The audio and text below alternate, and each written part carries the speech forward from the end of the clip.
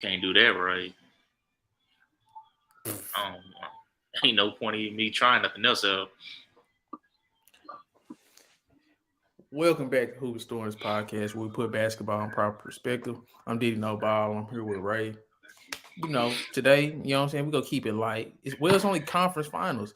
We go recap Lakers and Lakers Nuggets. I damn near forgot who played. And then we go preview the Knicks. I said the Knicks, the Heat, and the Celtics. That's who I felt like should have been on or whatever. Heck no. But Was getting cooked. but man, what's up with your Lakers, man? I kind of did want to talk about just that was a terrible start. That was a terrible start to the game. Yeah. But Probably one of the worst first halves I've seen the Lakers have in the playoffs so far. They just looked lazy. There was no effort. A lot of people just when it came to, and in a sense, it was a lose-lose for them in a situation when they was doing that pick and roll between Murray and Jokic. Every time AD helped off, Jokic taking full advantage. Like, I don't think he missed. Every time they gave him the ball with the disadvantage, I don't think he missed not one of those shots. But then at AD stay, Murray was not missing either. Mm-hmm. And the way I don't know if this was the game plan. They were supposed to go under the screen or over the screen, but I'm like, dude, y'all are not playing the Golden State Warriors no more. Like it's a lot of other weapons that they can go to outside of just, if you do get through if you do so happen to play the screen right, let me hit you with plan B then. Let me drive and kick, or let me drop, or let me just do what's called have Jokic out at the three and just have a whole bunch of people doing off ball screens. And one of y'all gonna get caught slipping. And it was always either D'Lo or Reeves getting caught slipping. So I think y'all did find something towards the end of the game. I liked how they put AD on what's called Aaron Gordon, and they put Rui on on Jokic, because they gave Jokic the idea that he had a mismatch, but every time he tried to go up, AD was right there. And the one thing that really stood out to me was them closing minutes in the fourth quarter. Because Jokic was getting frustrated. He had two key turnovers that could have resulted in really a loss for them. But LeBron with that dumb shot that he took, and not only just that though, but even though they did have two. Even he turned it over too right after that. But, even though he had, and that really wasn't LeBron's fault. Reeves was out of control. And just handing him the ball off to LeBron. And LeBron, he couldn't even get the ball. He was fumbling with it by the crazy pass. And I didn't like Reeves with the ball in his hand not from that perspective, not in that situation. I wanted him more in a spot up situation. So when he got the ball and started trying to go off the dribble, I was like, the play was sloppy from the jump. I didn't like that play that they had at the end. I didn't mind Reeves having the ball in his hands because he'd be making some nice plays. I think he had like 8 assists. Didn't he have how many plays have we seen Reeves make in under a minute off the dribble? Oh yeah, no, not. But LeBron we haven't seen it yet. 2 minutes too, though. LeBron final 2 minutes was bad too. Hey, he was getting to the line. Reeves' third and fourth quarter were actually good, so I didn't mind it because he was on the road. If it wasn't for Reeves, y'all wouldn't have got back in We're not gonna sit here like LeBron and AD was not the people that was that driving force on that comeback. Like once Reeves had 23 points. Reeves wasn't hitting every three. I know what you're saying, but I'm saying LeBron was the one orchestrating that offense. AD was the one that was dominating on the scoring end all game. But LeBron was the one who was actually out there as the facilitator. He was getting to the line. He was the one hitting open, getting open looks for people. LeBron, right? What you're not realizing, LeBron had the presence. Just his presence out there was also just. We got to keep our eyes on LeBron. Because one thing, I remember when Lakers got down early, and LeBron got back in the game. LeBron literally got the ball on the three. Drove to the hole, layup. I'm like, why can't they just? Why is it so hard for them to realize that that's gonna be their bread and butter this series? Drive on them. Their paint defense is not that great. Hey, I think Nuggets had more blocks than the Lakers did this game. Jokic, see, bro, y'all can say what y'all want about Jokic, but I've been saying it all year, right? Jokic is not that bad of a defender. That nigga clamped Anthony Davis more than Anthony Davis clamped him. And you were saying that he didn't have most of his points on Anthony Davis. Man, that nigga was cooking Anthony Davis, bro. He was cooking that boy, man. He hit that nigga with multiple threes. He hit that nigga with mid-range floaters. He hit that nigga with goddamn. He spent off him and dunked on that dude, man. You were trying to, because I didn't watch the game up until that point, and you was trying to, man, he didn't have most of them points on AD. He had a lot of them points on AD, bro. He did. He was cooking him to the point where Darvin Ham had to make a whole adjustment and be like, hey, we finna do this. We finna put Hachimura on him. So AD, you can just try to protect the rim on help side. He was cooking that boy, man. And that's just the cold hard facts. I mean, he a great player. He one of the greatest offensive players I done seen in terms of just everything he can do offensively, from offensive rebounds, shooting, scoring in the low post, passing. Like, Jokic is a dominant offensive player, so I can't blame AD. AD was playing great defense for what it was, but you know what they say, great offense be great defense. So it is what it is. But a lot of them points was on him, Ray. You was trying to make it seem like it wasn't. It was. AD was giving it. I can literally handpick those plays you're talking about. You trying to make it seem like half of those points came from, half his points came from. Oh yeah, I was just cooking AD. No, half his points came from in the first half when AD was out there on the perimeter and he was out rebounding the Lakers guards and he was just going right back up with it making. Am I lying? No, but so what are you talking about? So when they was 1-on-1, bro, you talking about maybe 7 plays he was 1-on-1 against AD out of the whole game. Nigga, he only made like 12 shots, right? Who you talking about? Jokic. He was like 12 for 19 or something like that. He didn't take a lot of shots, but I'm saying the ones he did take on AD had that one block on him. And I'm not saying AD played bad defense, but I'm saying Jokic's great offense beat Anthony Davis' great defense multiple times. And then he hit him with that buzzer beater, bro, in his eyeball. Like, come on now. That other catch and shoot three. Man. The other midi floaty. He spent off of him and dunked the basketball. What? Like, come on, man. Just give the dude his props. That's my thing with you. Like, come on, bro. And I like this. And don't act like Reeves. This is the problem. It's a well-known book from our childhood called "If You Give a Mouse a Cookie, He Gonna Ask for a Glass of Milk." Translation: if you give somebody a yard, they're gonna take it a mile, and that's what you do. I give somebody props, and you want to just keep on just piling on. I'm like, dude, I didn't say anything bad about Jokic. You want me to say, oh man, no, you got to bow down to this guy? Like, dude, this game 1, he had a great performance. He had a continued great performance that he's been having all throughout the playoffs. But you trying to make it seem like it was one-sided like them other series. No, it wasn't. And you acting like they just had a dominant showing. They had a dominant first half. But we're not about to act like in that second half, Mike Malone wasn't over there pissed. We ain't gonna act like Jokic almost choked the game one way at the end. We're not gonna act like that. I mean, you ain't wrong. Bruce Brown was cooking all game, talking crazy. Fourth quarter come in the clutch minutes. That's like, bro. When I see certain people talking crazy, I'm like, dude, Lakers don't even talk. That's the crazy part. Some people, they be so happy to finally just have a great performance. They can't wait to say something. I didn't even see Murray talking. This dude Bruce Brown out there talking. I'm like, come on, man. How you feel about the role players? Because I feel like, I'm not gonna say role players. I'm gonna say lineups. What was some of the lineups that you did like and want to see more? And who do you think can play in this series, and who do you think probably should get less minutes in this series? Like I said, and people tried to kill me for saying this, but Vanderbilt is going to have to play. I don't care about what he don't provide offensively. We seen firsthand that our defense was getting exposed. I mean, our best defenders need to be out there. And that's just all it is to it.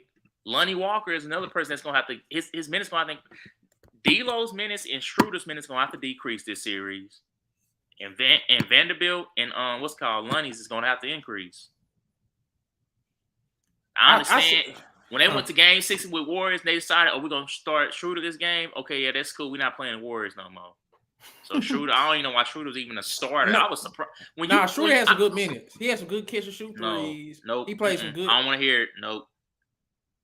I'd rather him play than D'Lo. I don't want to hear it. All right, so who both of them minutes need to be dropping. That's what I'm saying. So you just want to go Reeves? We need our bigger guards LeBron, out there, and we need our Hachimura, Vanderbilt, and AD. The only time I really want that lineup out there.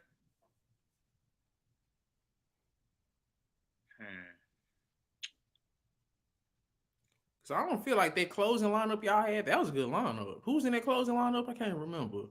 But that was y'all best lineup of the game. AD, LeBron, Reeves, Rui, and I think Vanderbilt.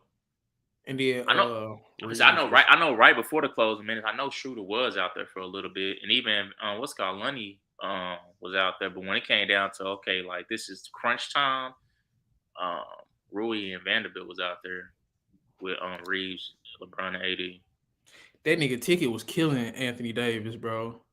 It makes no sense. 80, I don't understand. I didn't watch it, but anytime at this point, if the Lakers don't win, AD he had 2 rebounds in the first half, though. Yeah, that was nasty. He only had 10 rebounds for the game, and I want to see him always. I want him always to have 15 plus in every game.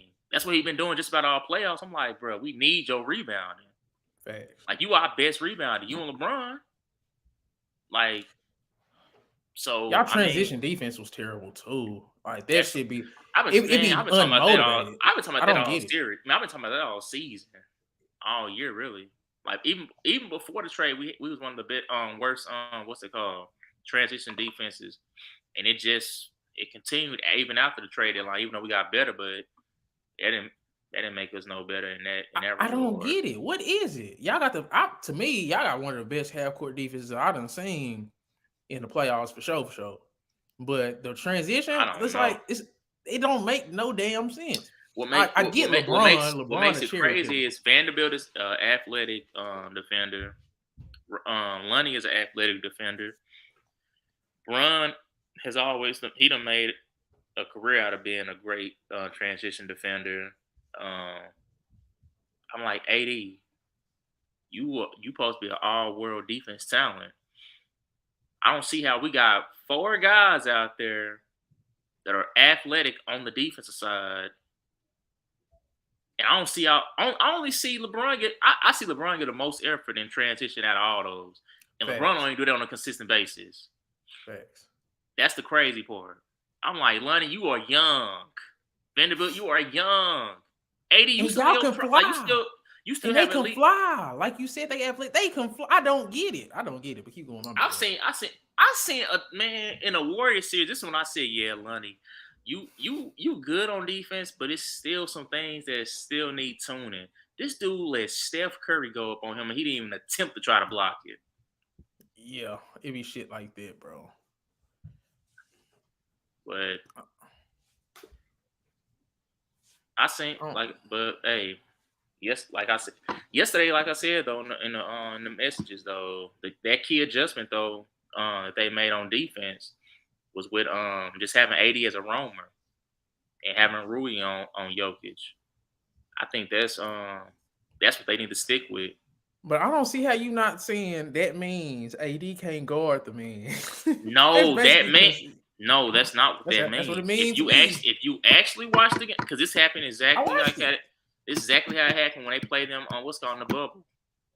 AD couldn't guard him because guess what? They got too many different type of sets going. In that pick and roll, they're literally putting AD in a pick and roll because they know, oh man, the reason why Golden State couldn't take advantage of that Because look who was setting the screens. Draymond and Looney.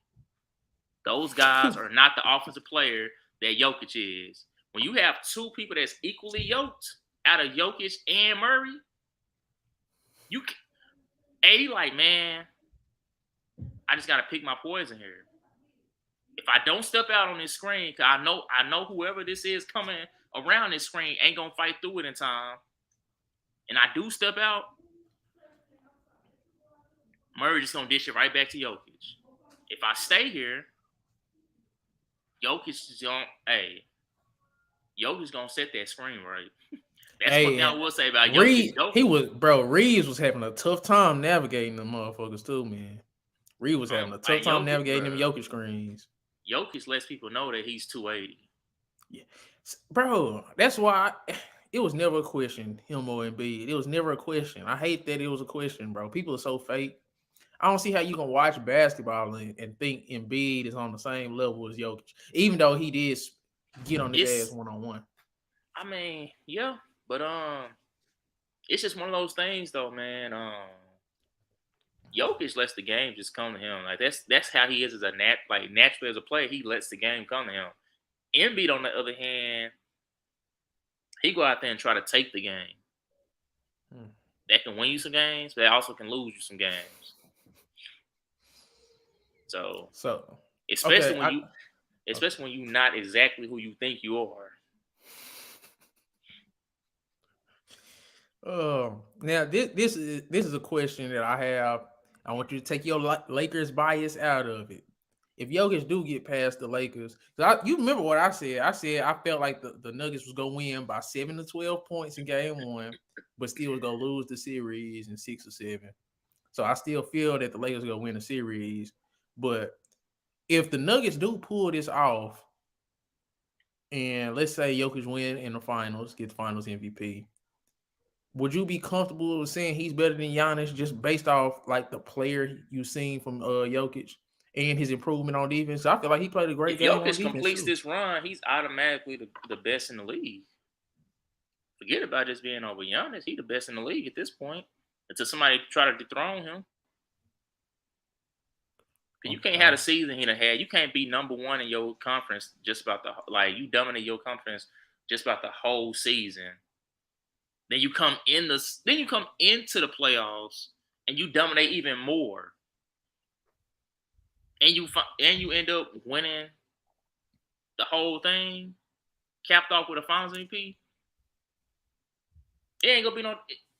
I mean, it can be some debating, but it's gonna be shallow. Okay, on the flip side, let's talk about AD, because I ain't gonna stunt, man. AD's second half, I was like, damn. And so he already had a great first half, other than the rebound. Oh my god, the offense, scoring wise, he was aggressive. I liked it. He had 15 shots in the first half. I remember one game against Warriors, he had 6 shots at the first half, and Shaq and them wasn't having it. So, but in that second half, he had 22 points. So, my thing with AD, you know how I feel about AD when it comes to the second halves and fourth quarters. I feel it's the best second half I've seen him. Yes, yes, easily. And I just feel like if he can keep this up, and if he can stay consistent in this series, I feel like the narrative around him go change, man. He get to another finals, and he's clearly better than LeBron now. Clearly better than LeBron. Like the gap between him and people not even talking about it, right? The gap between him and LeBron has gotten so wide. It's like, man, LeBron still do his thing, and he control. Like, I like how LeBron ends quarters. I don't know if nobody notices, but LeBron ends every quarter he with a burst. Like, he saves enough for in his tank for that last couple minutes in every quarter he's in to end the quarter off strong for the Lakers. And that's such a big thing to end quarters like that.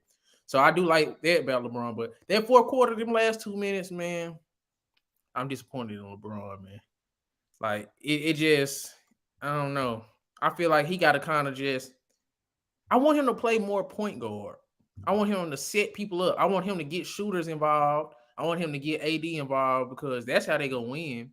Like, I want them to, even if they start D'Lo again in game 2, and we go get to our game 2 predictions, I want them to go to D'Lo, get him involved in the offense.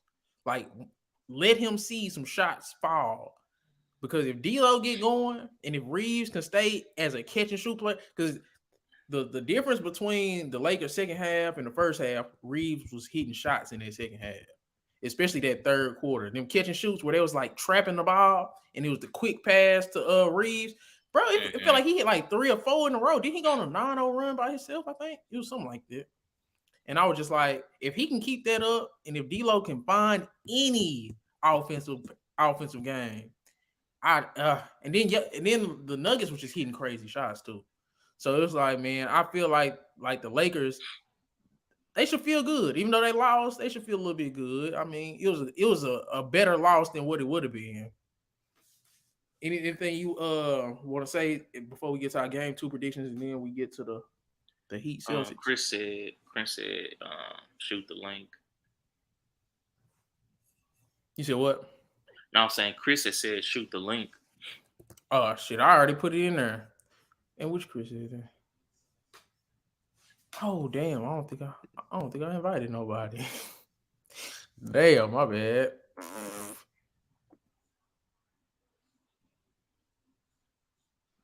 But no, I link pinned in the comments, and I had sent it on email. Going into next game, I would start D'Lo. I would too. Yeah. Them first couple minutes, if he ain't got it going, I reel him back. I come to the bench. Vanderbilt go in. Mm-hmm. But I want to see Rui start the next game instead of Schroeder. So Schroeder did start game 1, right? Yep. I don't mind Schroeder playing good minutes, but yeah, I'll start Rui. But I feel like Schroeder. Vanderbilt, like I said, Vanderbilt and Walker gonna have to get more minutes. Lonnie, yeah, Vanderbilt possibly, but Vanderbilt. And we're gonna act like we're gonna act like Vanderbilt didn't play a huge role in Murray what's called stinking up that fourth quarter. I think, man, because I was hearing theories that LeBron was getting to him because LeBron kept bodying Murray, man. That was, and I feel like that was on offense. Took a toll. But I feel like that probably took a toll on him. Like they probably wore him down. What they got to do the first 3 quarters, and why was he still cooking those quarters? Because LeBron was doing that all game. I don't know what happened to the Nuggets in the fourth quarter. Really, to be honest, I feel like the Lakers just kind of turned it up on defense that fourth quarter. And I feel let's say LeBron that finally did get to him. I'm pretty sure having even a bigger body out of Vanderbilt versus having what's it called, Schroeder / Reeves and D'Lo on you is the effectiveness is much higher.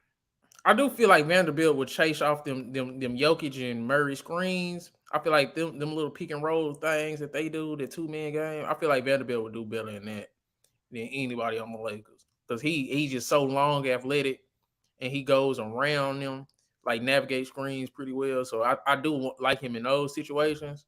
I done seen throughout the playoffs, even when they set a perfect screen, he'll run around the screen and still get a block. Yeah, I done seen it. So, I mean, it's the offensive end. It ain't got nothing to do with the defense, bro. We know bro can play defense, fam, but it's like, bro. That's why you put him out there with other what's called 4 offensive guys that's also solid defenders. So give me a Vanderbilt lineup that you would like to see, because it got to be the one that finished. So what was that? It was Reeves, it was a big. The smallest guy out there was Reeves. And we can see Reeves and LeBron go back and forth with the point guard duties.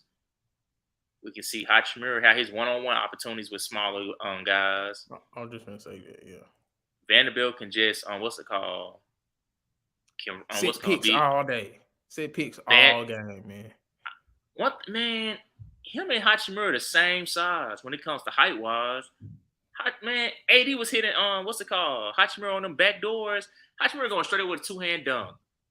Vanderbilt would have went up. Vanderbilt, I heard, wouldn't even went up. He trying to pump fake and pass it back to. I'm like, dude, if you don't go up, like, bro, like, come on, man.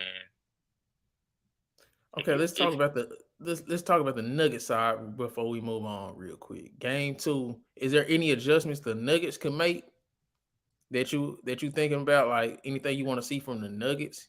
Any lineups or anything from the Nuggets? mm,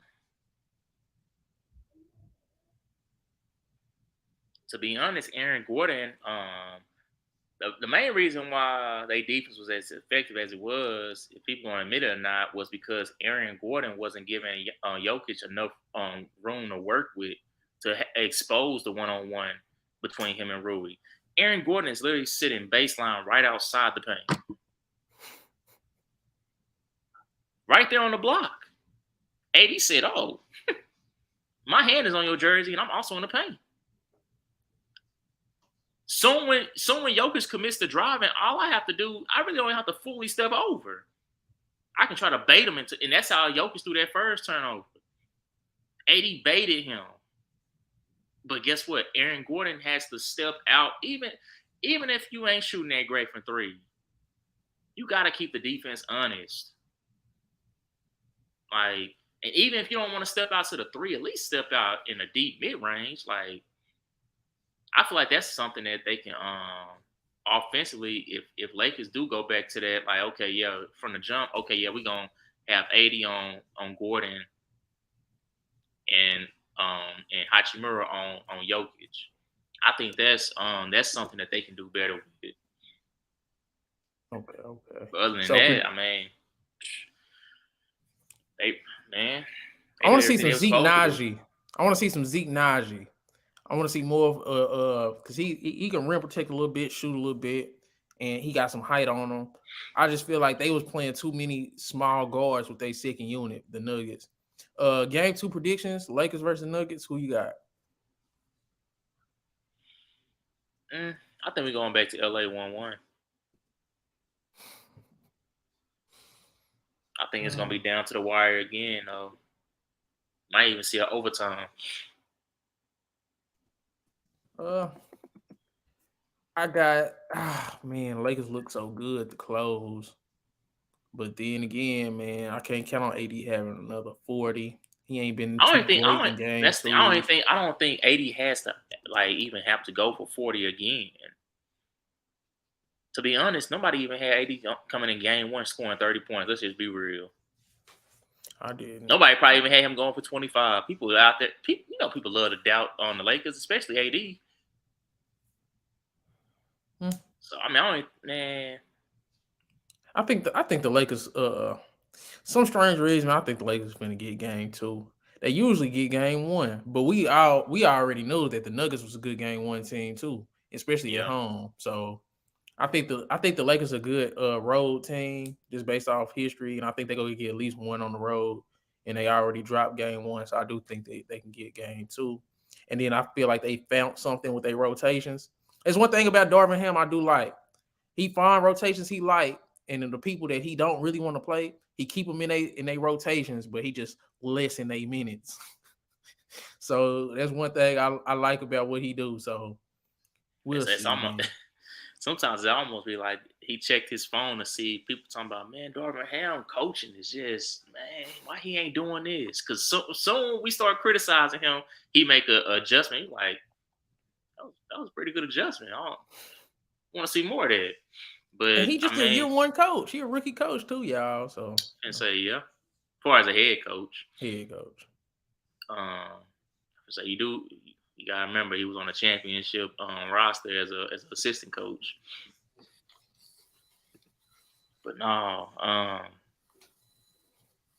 think White we're gonna boy see a more Chris. balanced offense from Lakers instead of just one person dominating up until the second half. Okay. Anything you got to say, Chris, about this Lakers versus Nuggets game 1 before we move on? They got to figure out what to do about that boy Murray. Shit. They can't do nothing with him, in my opinion. They gonna have to, in my opinion. I mean, I don't feel like because I like that switch that they did instead of actually having AD as the primary defender. He was just a help defender and putting Rui on him. I just think if Rui can get away with not committing so many fouls, he'll be all right. That was my only thing. That shit. Man, I feel like you play that shit a whole game and just swap out Gordon for Green, so Gordon won't be just clogging the paint like Ray was saying. Man, then they go kill Rui, man. Like I wouldn't mind them trying to just because it worked, but if they just swap I out mean, Gordon you for gonna Green, have to keep trying it because I mean, we saw how much they was down by, and they made that switch, and it was working, but and man. That boy D'Lo got to give me some, man. I just think this might be a bad. I think this might be a bad matchup for him. I was telling Ray that I was like, man, as it was going on, I said, man, this might not be the series. Yeah, bro. I was looking at it. I was like, this might just be a bad, sort of like a matchup, like the big bodies they could because Golden State was a smaller team. You got Jamal because how tall is D'Lo? Like what 6'4"? 6'5". 6'5". Jamal Murray, what 6'4"? 6'4". Oh, he the smallest. He the shortest one on the team. Mm-hmm. So Aaron Gordon, MPJ, bro, it's some big niggas he got to deal with, bro. He's too small. He is too small. You got some game 2 predictions before we talk about the Celtics Heat?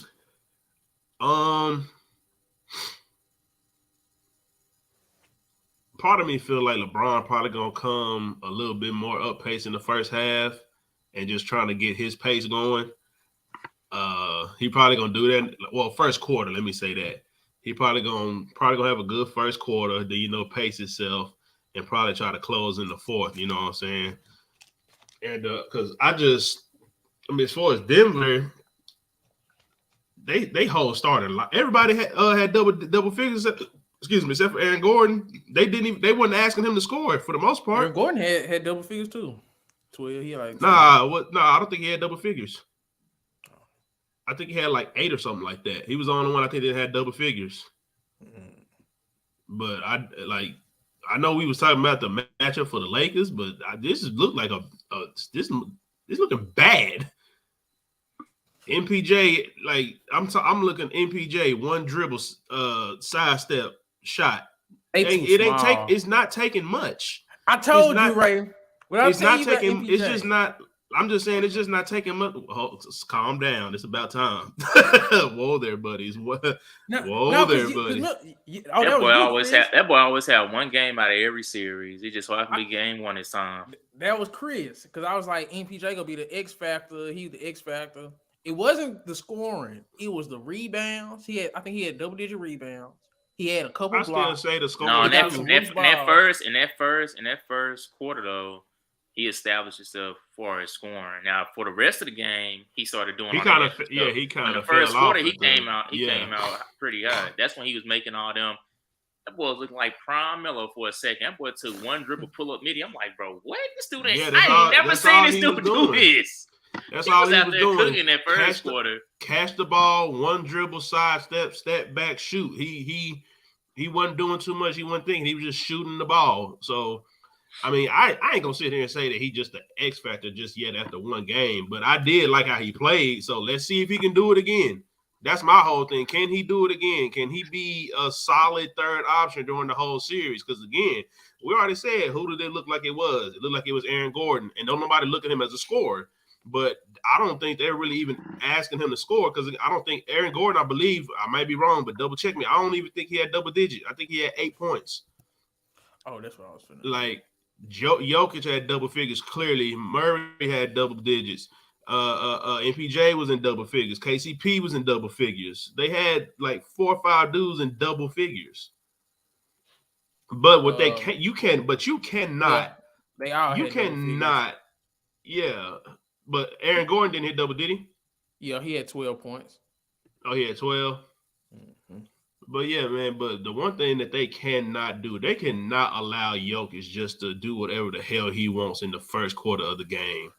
You got to either make him a passer or a scorer. You can't let him do both. They let him do both. They were letting him do everything. He was getting offensive rebounds, defensive rebounds, passing it to open shooters. And as far as that, and I was listening earlier, bro, that transition defense, bro, like if you go back and really just look at that game, it's what is the main thing I say that I want from a play for somebody to do on defense? You ain't even got to, but as long as you show me. They weren't showing it. Why is LeBron James the only nigga darting down the floor? The only one darting. I'm talking literally shot go in and he is sprinting down the floor. He's the only one. Yeah. Everybody else just sitting there coasting, just looking and wonder why they getting blue by all the time. And I think we were doing like our preview and we were saying that. We was looking up the team rankings. I be telling y'all sometimes some of that shit be true, man. Niggas said they was like the second or third worst transition defense. I think like fifth. Bro, it's worst. Literally it's all effort. It's effort. They literally just see they see a miss, they see a make, and then they just coast back on defense like no niggas ain't just gonna try to. And that's what literally they was doing. Like you go back and watch, Denver was literally running for a good stretch of that game. Every time if a shot go in or if it's a miss or a make. Guess what they doing? Everybody is running down the floor, trying to go back and put the ball in the hole. That's some Jokic shit too, though, because Jokic hurry up, try to get the ball and then get it inbounds, or he hurry up, get a rebound and try to run. So a lot of that is Jokic too. He forced. Yeah, but bro, if we can see it here sitting watching on TV, I know they see it. That's my whole thing. Like y'all, what's your game 2 predictions, Chris? I feel like the Lakers are evening up. Because if they go down 2-0, I don't see them winning 4 of the next 6. They gotta win this next one and then hopefully split the next 2. Just because if they don't do something about that pick and roll between Jokic and Murray, then shit, this shit gonna be over in 5. Oh damn, bro! They did you see in a point in time where you were just confident in saying they stopped that pick and roll? I would. The fourth quarter, I feel like when they went to a bigger lineup, because I feel like they had a too small of a lineup. Because we talked about it in our preview show that the guards is not like we were saying, it's not the Warriors series. Denver got the same size guards, and they can score and they can defend. So it's like once the Lakers just matched the size, I feel like it became a closer game. But y'all ready to move to the Celtics versus the Heat? And then we can get it over with. Then we can get to watching the game. So Celtics versus Heat Eastern Conference Series preview. The game going on right now. I just had it pulled up. I think it was like 30-28 or something like that. But I'm not gonna lie to y'all. I'm rooting for the Heat. I don't know. That's gonna be too easy of a championship, man. For whoever come out the West, they gonna dominate the Heat, bro. They go down. Y'all done said that. No, I don't want to hear that. Y'all done said that about the Heat every series. They ain't face no size. He ain't face no size, bro. So why did you expect the Heat? Why did you expect the Heat to lose to the Knicks then? Just because I just thought that, man. I thought no Tyler Hero, Jimmy Butler was hurt. I thought it was a no-brainer, but you didn't know Jimmy Butler was going to be hurt game 1. You said that before the game even started. Oh yeah. Did he get hurt in that game 1? Oh yeah, he did get hurt in that game 1. And they still won that game. I don't know. I just was having Knicks fever. I don't know. I was tripping. I really probably was just tripping, bro. But I don't think you were tripping though, just because if you look at it, you would think that without Hero, you would think that you'd have to rely on the others. And again, the Knicks didn't play how they Jalen Brunson and Josh Hart, in my opinion, they played how they were supposed to play. But the other one, Julius Randle, elimination game, they did it. Well, elimination game. Josh Hart did it. They should have got fined for leaving after that first half. Julius Randle and RJ Barrett should have got fined for leaving the game after the first half. Man, they let Jalen Brunson by himself. But I just think the Heat I don't want to see them in the finals, bro. I'm not gonna lie to you. I just don't want to see them in the finals. I think the Celtics and the Nuggets or the Celtics and the Lakers will just be a better finals. Yeah. So basically anybody but the Heat. Anybody but the Heat, bro. I don't want to see that grinded out shit in the finals, man. I ain't gonna lie. But do y'all think that the Heat could pull this off like realistically against the Celtics though? Uh-huh. How? What are they doing? How is this shit? What the hell is the? What are they doing, man? How is this working? Hooping. Just hooping, huh? So Hey man, you know how it is when you got a the team way that full of you got a team full of people that's just hungry. We don't know you. People don't respect you. That don't mean nothing. You still got to get buckets. Just because you got a bigger following, just because your name ring bells more than mine does. At the end of the game, at the end of the day, like I always say, who is executing? You can have every single superstar on one roster. If they not executing, they gonna mess around and lose. That's the one thing I love about basketball. I don't care what names you have on a roster. If one team is outscoring you, if one team is outplaying you, if one team is just giving more effort, they can win any game, any day. And that's what it boils down to. The Heat, they know they can't. They know they talent level may not be as high as the remaining teams. So they can't take no plays off. Man. Heat, man, I'm ready for like I like the story. I really like Jimmy Butler, man, but I just feel like they gonna get walked by whoever they play in the finals. Just because it's strictly size. Like, come on, man. Gabe Vincent, Max Strus, like they just too little up and down the roster, man. Kevin Love a great rebounder, but man, you gonna have Jokic and you gonna have LeBron 80. Nah. I just feel like just to make the best finals possible, the Heat just can't be in it, man. I feel like they can beat the Celtics, but they shouldn't. If we'll say it, put it like that. We can't really use. So who in the Lakers besides AD are you really like considering? Or I guess you could say Rui. Are you saying? I mean, him, Rui, and Braun. Are you saying would be a size issue? Bro, they all the same height or taller than Bam Adebayo. They are centers. But they had more size 3 years ago when they played in the bubble. But they had more size. The Lakers, they had more size. Didn't they dominate them? No, I'm saying. So what makes them think it's just gonna be like it's so they're not as big? That's all I'm saying. Like I'm not saying that they're gonna lose, but I'm just saying you don't think that they could. They're a smaller team than when they played them the last time. So what makes you think it's just gonna be a dog walk? Bro. Bam Adebayo is 6'9". Rui Hachimura is 6'9". You could put him at the 3. And it's still LeBron smaller than Dwight Howard and JaVale McGee, who they threw at them. I'm just asking. He's saying these are the Lakers' wing players. They don't have wing players that will match that. Yes, the wing that is crazy. Vanderbilt is 6'8". Like who does the Heat have outside of Jimmy Butler that's over 6'7" on that wing? Well, I'm just strictly saying this the same scenario as last time. And they got 2 games. They got 2 games, man. I can say this is a better Lakers team, in my opinion. More talented, at least. I just think the Heat just not a good matchup for neither one of those teams in the West. But back to the Celtics. So how do y'all see this series going? Do y'all think it's going to be an inconsistent series like most of the Celtics series? Or do y'all think that either the Celtics or the Heat is going to take control of the series? I say game 1 gonna really.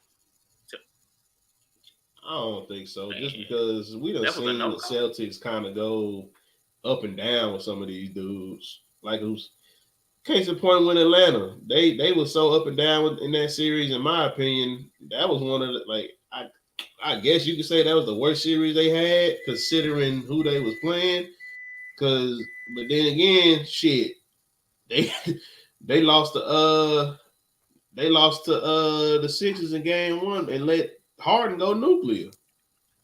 So I just think they just they inconsistent as far. I don't think they really have an identity as far as what they try to do. I think that's their problem too.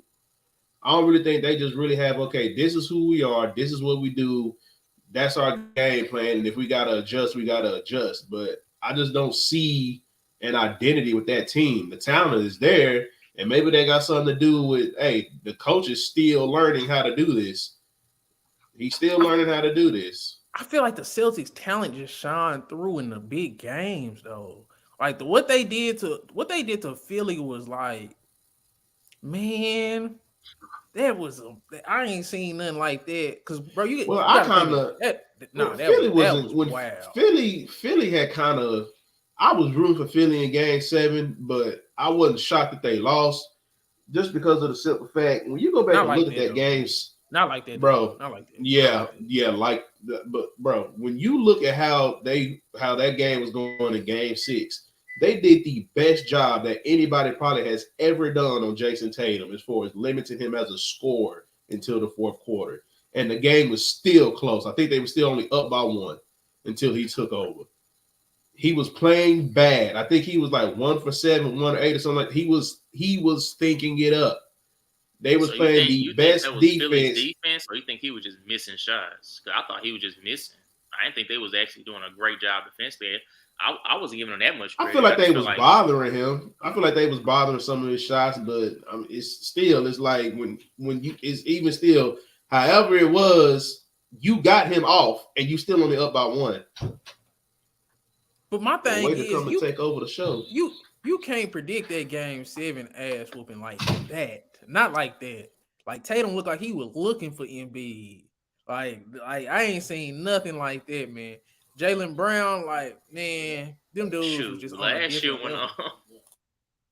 Last year when Luka was was licking his chops against the Suns. So Ray, do you think who you think will win this series? I think Boston gonna come. Like that's the thing. Like we can say we can have doubts about Boston, but I feel like when it comes down to it, Boston comes through when they need it most. And that's the thing. Go ahead. I don't see it no different against the Heat. Like I feel like it ain't gonna just be no easy. I don't think not one game gonna be an easy victory. If any, it might be one game they slip in. It might be like, okay, it was a double digit digit win. But other than that, I think every game gonna be fought hard though. But I think Boston gonna push through. What's the biggest difference in your opinion between the Sixers series for Boston and this series with Miami? What's the biggest difference for the Celtics? Sixers had the size. And I think they had guys who were just more explosive scorers. Like we know what Jimmy Butler can do, but outside of that, who was really just an explosive scorer on their team? Nobody. Jimmy Butler ain't even really explosive. He averaged 31 through the playoffs. He is in the playoffs, but that's what I'm saying. I'm saying just strictly playoffs right now. Like he the only guy that we've seen just go crazy. So do you think they got an advantage on the inside? Because I feel like, man, I don't care what nobody say. Joel Embiid was bothering Jaylen Brown's rim attacks, man. Jaylen Brown used to try to get to the rim against the Philly, and he was passing that thing out a lot. Like he wasn't actually trying to finish. He'd have finished through Embiid a few times, but a lot of the times he was getting that ball back out to the perimeter, man. Do you feel like Boston can dominate the paint points, or what will it be for Boston that will give them? I don't know, but I think Boston making a point right now because Robert Williams already got 10 points. Yeah, I don't think he had 10 points in not one half against Philly. Oh my goodness! And it's still Lowry on Derek White. Oh my! And it's still almost 7 minutes left. So,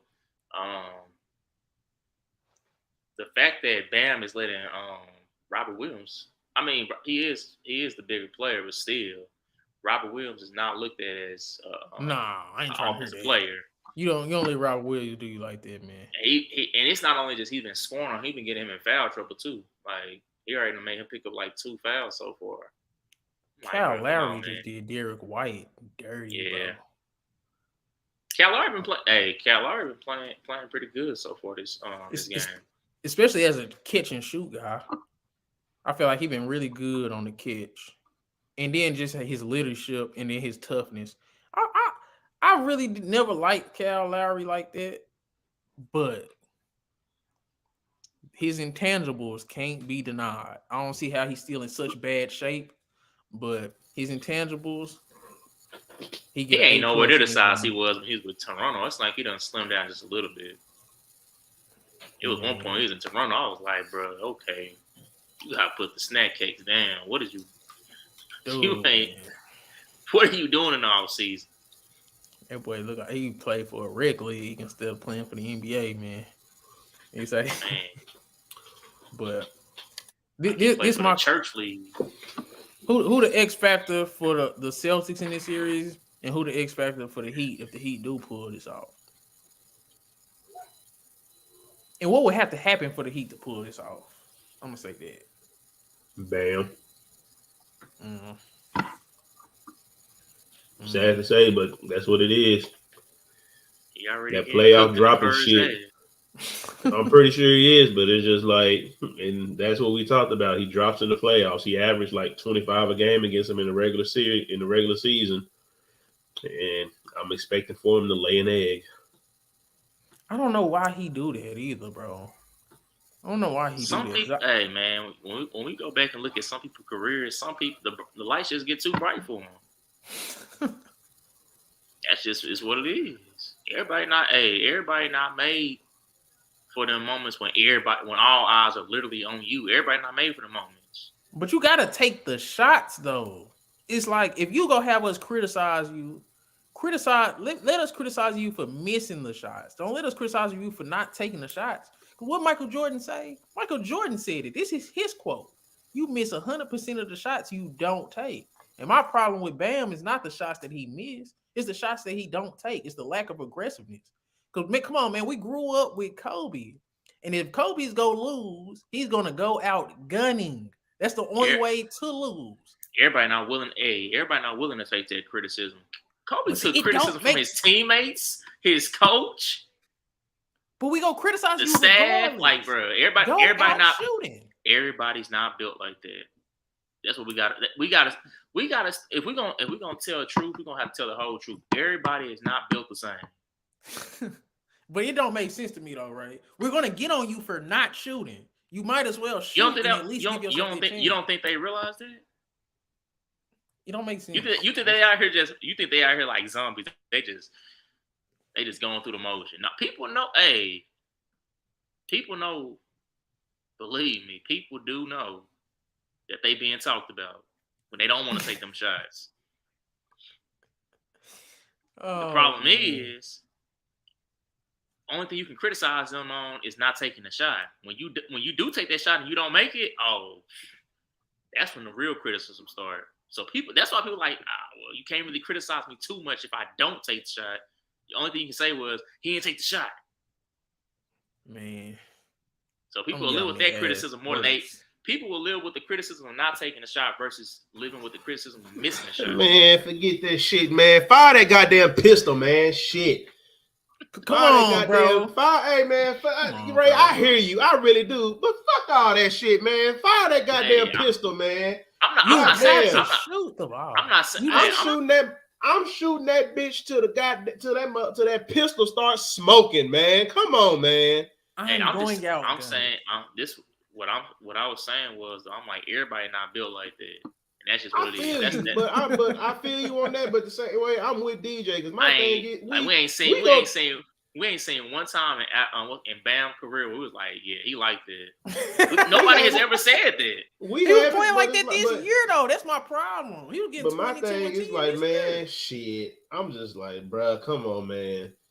Fire that goddamn pistol, man. Empty the clip. You're gonna get talked about regardless. And that's my whole thing, man. Especially with Bam, because Bam don't even take bad shots when he do take shots. So it's like I'd rather live with you taking your 20 shots a game and you missing, but giving us a chance than you would be like, nah, I'm finna take 9 shots today. Like that shit just unacceptable. That's just like, say, bro, like I'll trade you for not taking shots. I'll get him out of here, man. Pascal Siakam, come on with it, man. Real talk, man. I'm getting sick of it, but I don't know if the Heat lose this series. Y'all think they gonna break the Heat up? And would No, y'all? I think they just need one more piece, in my opinion, to go along with another consistent piece to go along with Jimmy in the playoffs. Because like we keep saying, Bam is just not going to be that player. He's just not at this point. We just got to start calling. We just got to start calling a bird a bird. When he gets to the playoff, he's a bird. That's all there is to it. He's a bird. So it's like, what am I going to expect from a bird? What I've been getting. So hopefully they go and try to get my man a dog in the offseason. Can't keep having my man Jimmy Butler playing with all these birds. My man back hurt. Oh, make sure y'all like, comment, subscribe, man. If y'all want to come on the show, I dropped the link. Y'all got something to say, man, let nigga know, man. But I feel like Kevin Love gotta start splashing. He gotta start splashing. If they got any chance, Kevin, just went right on. And that's what I was saying. Yeah, I just said he literally just hit as soon as I said something. But if Kevin Love can get on and at least give me 15, because like the way Bam playing, you can't really depend on Lowry. Laying Horford take you about the dribble. What the world? But I need 15 a night from Kevin Love, and his rebounding gonna be really crucial in this series. I feel like this is an actual even matchup in terms of they guards the same size. Of course, the Celtics got the wing advantage, but they bigs around the same size. They just probably Celtics got more.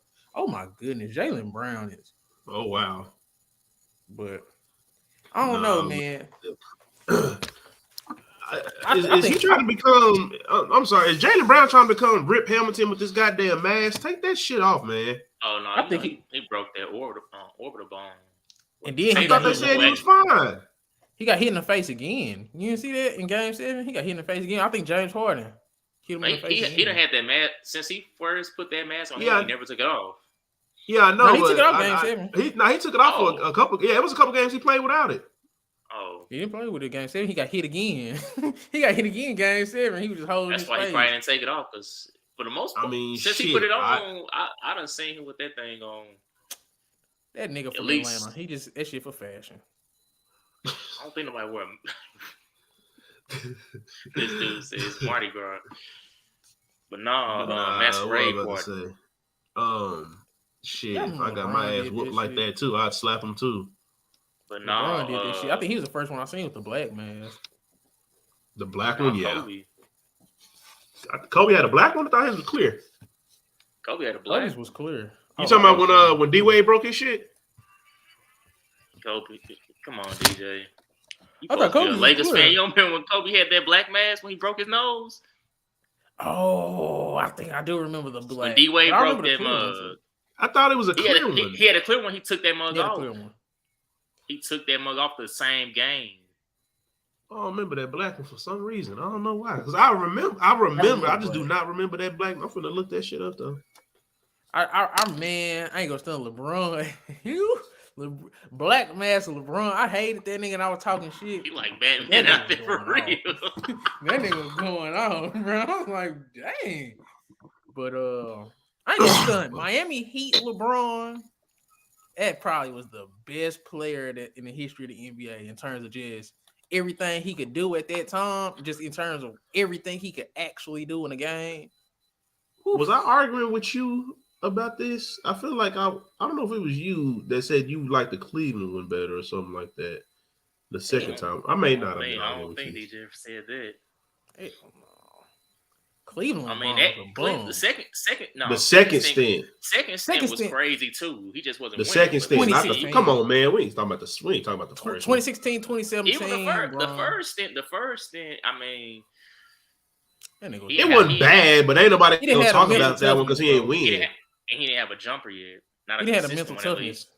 He didn't have a consistent jumper either yet. Like he was depending on that drive for sure.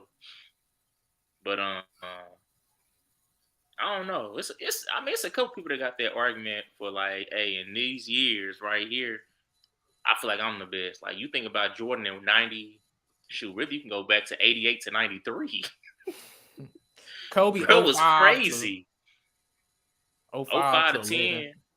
Yeah, okay, well, 10. You want to put 11 in there. I say 10 because 11, Shaq that 99 playoffs was kind of shoot. Shaq 99 to 03, yeah, that mother crazy. That's what I heard when I heard them talking about the best offensive peaks. Speaking of not who had the best peaks? I know it was offensive. I know this is kind of like name up there. off topic, but what's this I seen Players' Choice talking about that KG peak was better than Kobe's peak? I ain't never heard nobody speak those words a day in my life. Man. The years they talking about KG peaks was better than Kobe's. I'm like, didn't Kobe and Shaq get them boys up out of them 1 year in the Western Conference Finals? And then Kobe destroy them boys? Yes. And see, and that was their argument. And that wasn't even Kobe's peak yet. And that was their argument. If I'm destroying you at your peak, I'm not at my peak yet. How is your peak even touching mine? They was trying to say my peak, I'm winning championships and finals MVPs and an MVP, but your peak better than mine.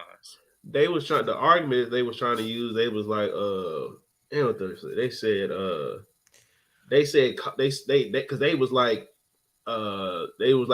KG had a higher peak, but didn't get the success because the talent wasn't around. But just like you said, I was like, didn't he get to a finals or some shit, like some type of finals? But what nobody talking about that? That's why I was like, what are these dudes talking about? And people always talk about talent and shit. That shit, you look at that shit now and think them niggas trash, man. But for that time, them niggas wasn't trash. Tim Duncan, Kobe is the greatest two-way of his era. Other than him, only argument you can have is Tim Duncan, not KG, because KG's Kevin Garnett wasn't even that great offensively. And he wasn't even that great offensively. He was good. He wasn't. His numbers didn't even go up in the playoffs like that. Like at least Duncan had some crazy numbers in the playoffs. I can't even think of a KG game that just made me say, well, not just a game, but a series that maybe just be like, oh man, yeah, this is different than regular season KG. He always gave you the same KG, and that's why I don't care. There's something wrong with that because regular KG was a Hall of Fame player, but man, you got to go to a whole nother level if you're trying to win that win the whole thing. He never went past what he was already showing us in the regular season. And then he underachieved. When he had that cold ass team, he underachieved. People don't never talk. Latrell Sprewell was an all-star player, putting up 20 plus points. They tried to make it like he didn't have no help around him. Yes, he did. He had Sam Cassell came off them finals and them conference finals with Milwaukee. Sam the only excuse he has is how they did him and Stephon Marbury. That's the only. But after that, I don't want to hear nothing else. He had some solid players around. He has. You can say what you want about Wally Zerbiak. Wally Zerbiak was an all-star year. Yeah. Strictly just for being a great shooter. He was the original Cal Korver. He made an all-star game just because how crazy he was shooting the ball. And what Jamie Foxx had on the Wally Zerbiak jersey. I don't know how to pronounce this. He's like, I got a Wally sipping serve. But my thing is with when people just, I don't know, bro. It didn't nobody that watched basketball at that time ever thought KG was better than Kobe. That's just not the truth. Nobody ever thought that. I remember people was trying to say Chris Webber was better than KG. I remember people saying Chris Webber was better than KG for a minute. And Chris Webber was getting like 23, 11, and 6. So it wasn't like he was just too far off KG numbers either. And he was getting to the Western Conference Finals, and he was getting deep playoff runs consistently. Bro, other than that MVP year that KG had, I never heard nobody in one single year say he was even like a top 5 player for that year. And people get mad at me when I say I feel like Dirk was better than KG just because Dirk got more top 5 player year. Dirk got more top 5 years than KG do, to be honest. That's all I'm saying. Like, I like KG as I love people who provide on offense and defense, but I'm not gonna sit here even try to lie and say that KG was just like this. Chris looked like he just woke up. Bro, you must be listening. You got something to say? We said something you didn't like. That was like, man. I came in when y'all started talking about Dirk. I just want to say I agree with y'all. Dirk is definitely, in my opinion, above KG. That boy heard Dirk name came and said, "Hold on, let me pop in real quick." Man, it's because I feel the argument just because Garnett was a better defensive player. But nigga, you just put a defense. Bro, we had Desana Jock next to Dirk. We had Eric Dampier, Sean Bradley. Come on, Ray. DJ Banger. Come on, DJ Banger. Come on, man. Samuel Dallenberg at times, like I forgot about that. Boy. I don't even count him. He was there like 1 or 2 years, maybe. I think we had who was that nigga we had? We had Antoine Jameson trying to play some center minutes. Mm-hmm. So it was like, that's man, crazy. come on, man. He a stretch come on, bro. best. As soon as they gave Dirk a defensive center to block shots next to him and catch lobs, nigga won the damn championship, man. Went on one of the greatest runs we ever seen. Dirk, but my thing, and Dirk really never had a solid co-star either. Because everybody talk about Kevin Garnett supporting cast. How much better was Dirk supporting cast around that time, man? Like, just come on. Say, when you think about Nick Van Exel in his prime, he only played like 1.5 seasons before they said, yeah, okay. Yeah. Nash is probably no. And they got to a Western Conference Finals, right? The problem with Finley was when Finley was at his best, Dirk wasn't quite there yet. When Dirk arrived, Finley was kind of slowing down, and then next thing you know, he became a complete role player. But by that point, he went to the Spurs. So San Antonio, even in that situation, it's kind of like, man, you know how crazy it would have been if Dirk would have been there for the 3 J's? Good God. Man. Even though the 3 J's had their own problems though. Women problems. At least Jason Kidd and Jackson did. Jamal Mashburn, like, man, I'm just trying to hoop. I don't know what y'all got going on. I think, man, I just think it's overblown the amount of help that KG didn't have. And then KG, people forget he underachieved with the Celtics. We were talking about this in the group chat. Nigga living off that one ring. He going around on all these podcasts talking like he just big time winner, man. Do you remember what he said after he won that ring? We're going to Disney World or some shit? I'm the best basketball player in the world. They said, do you think you better than Kobe now? He said, I believe that I'm better than. I'm like, what? Do you see the roster you had versus the roster Kobe had? 3 NBA 75 players. You replace Kobe with Paul Pierce, man. Lakers getting swept.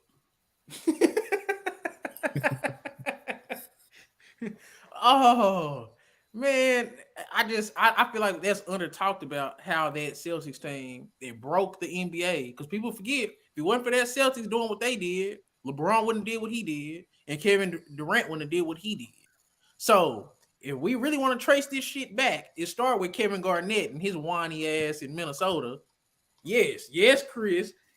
If Kevin Garnett, I think Kevin Durant is unrelated to that, but that's fine.